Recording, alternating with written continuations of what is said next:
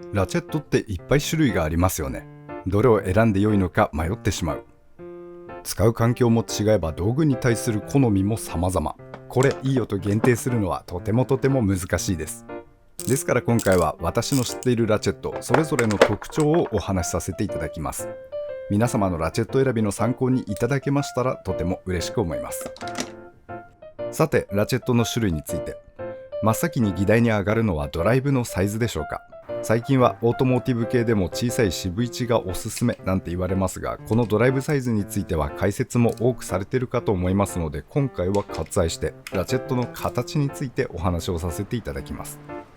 私が現在メインで使っているのがこちらです。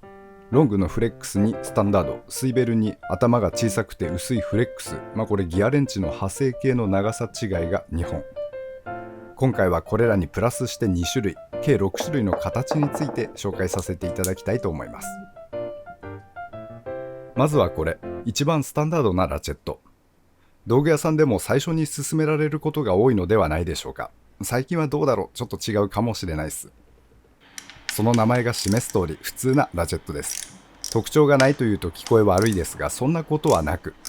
可動部が少ないので壊れる心配も同じように少ないこと、手頃なサイズから扱いやすいこと、オーバートルクになりにくいなど良いところをたくさん感じるラチェットです。手にする機会は多いですね。どんな作業にも使いやすいラチェットです。バイクのプラグ作業するにはこのタイプ手に取ることが多いです。長さからたわみもないので、クラッシュワッシャーの潰れてる感じというのか、手にくる感覚がダイレクトで分かりやすいと感じています。しかしその長さから大きなトルクをかける用途には向きません。フロントホイール、私は50ニュートンほどで締めていますが、これで緩めることは一応にできますが、長い道具があったらそっちを使いたいですね。また、特別早回しにも向かないです。ラチェットなりと言えば良いのか、空転トルクに依存するところもあるのですが、速いって感じはないですね。良くも悪くもスタンダード。扱いやすく角もないけど突出した箇所もない。ただ結局この形に返ってくる懐の深さはありますので、一本持っていて損のないラチェットに思っています。で、スタンダードのトルク不足を補うのがロングと言われるこちらのタイプ。ロングはついでにフレックス付きを選んでいます。主な用途は力仕事です。スタンダードに比べて圧倒的に楽。これは3部ですが、100ニュートンくらいまではバキバキ緩めてます。車のホイールなんかもこれで外すのに私は特に躊躇はないですね。それからスタンダードでは届かない奥まった箇所にも使えます。オートバイですらスタンダード調では届かない箇所というのは出会うことがありますから、この長さ違いは持っていて損はないと思っています。また疲労感の軽減や怪我の予防にもつながっています。20ニュートンほどの低トルクであっても短いハンドルより疲れないですし、ロングの長さがあれば無理に力んだりする必要がないので、この長さはいらないっしょって場面においてもこれを好んで使っていることもあるですね。で、このロングに首振り、フレックス機能がつくと長さで犠牲になる汎用性を補ってくれますので、私はこの組み合わせが好きですね。少し首振ればかわせるって場面は結構あります。5度、10度振れるだけで汎用性は全く変わってくる感じ。ただ首振りは扱いが難しくもなります。力かけた時に首振っちゃうとか、奥まったネジにかけに行ったら首がくたってなってかけられないとか、難しい面もあります。その辺を解決しそうな首振りロッキングタイプもありまして、私はそれを使っているのですが、おおむね便利なんですけど人間贅沢なものでして、首振るのにボタンやレバー操作をするのがたまにめんどくせえなとは思っちゃうんですよね。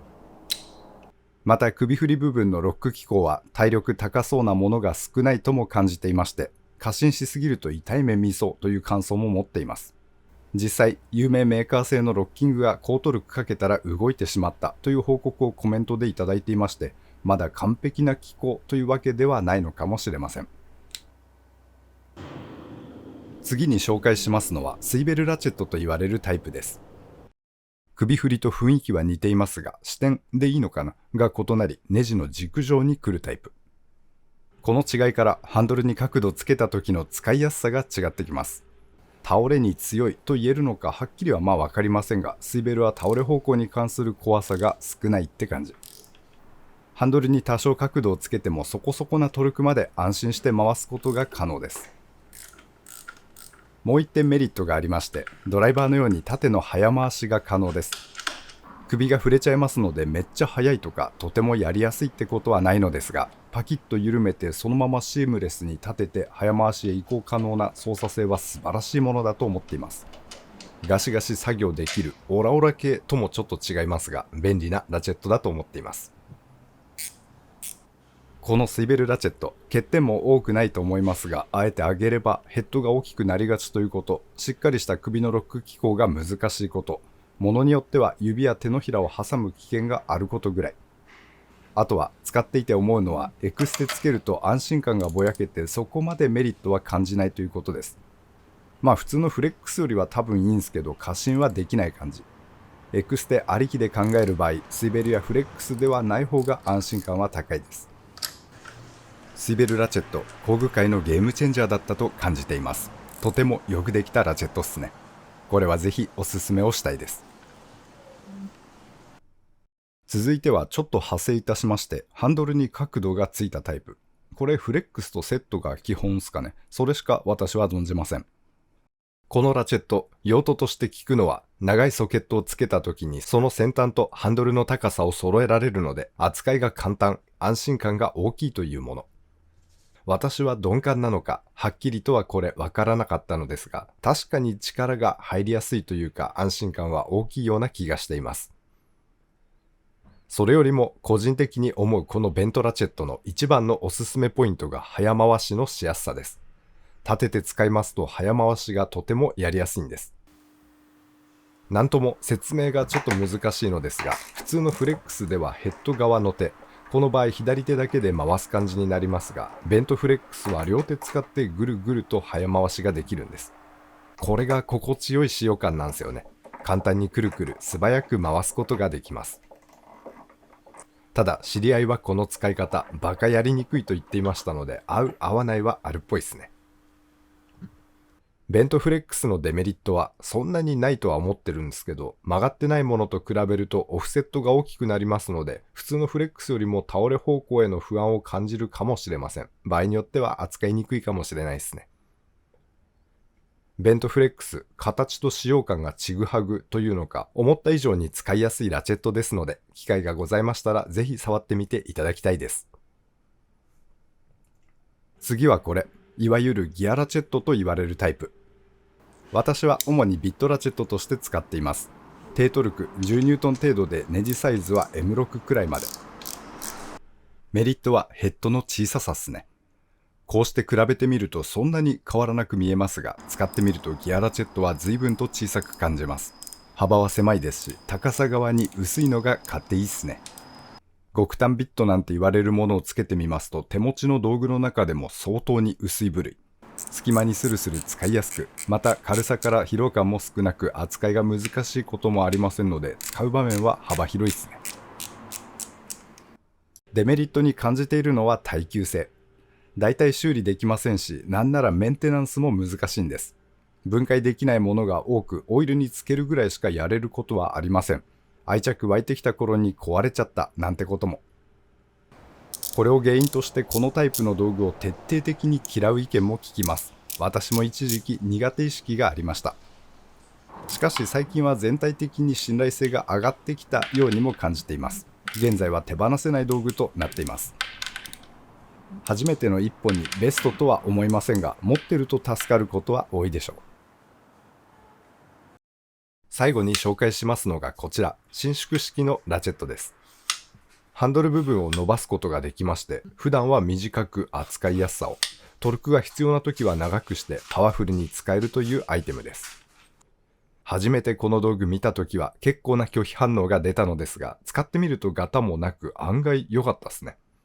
長さがあるとこんなに楽でいいのっていうくらいにスルッとボルトを緩めることができます。動画で手にしていますのはハゼットのアイテムですが、これ合成がとても高くて、それも作業の楽さにつながっているのだと思っています。見た目から想像できない使用感の良さを感じていました。ただどうしても結構に重くなるのがデメリットっすかね。私が使ったのは1分の1ドライブのものだったのですが、短い状態で使おうとはちょっとならない重さでした。持ち運びを楽にしたいとか収納を簡単にしたいとか、そういった用途に合った道具かと思います。ただコメントで3部の伸縮式はとても使いやすいとお勧めされることが多いので、そっちはまた違った感想なのかもしれないです。プロートさんのが評判良さそうなので、そのうち使ってみたいですね。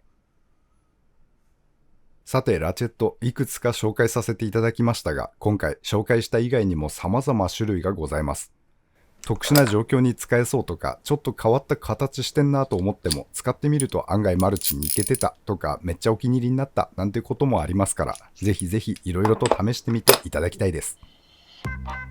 ご視聴ありがとうございました。当チャンネルではこんな感じに道具の紹介をしております。お時間許しましたら他の動画も覗いていってみてください。皆様には再びお会いできますことを願っております。それでは次回まで。See ya!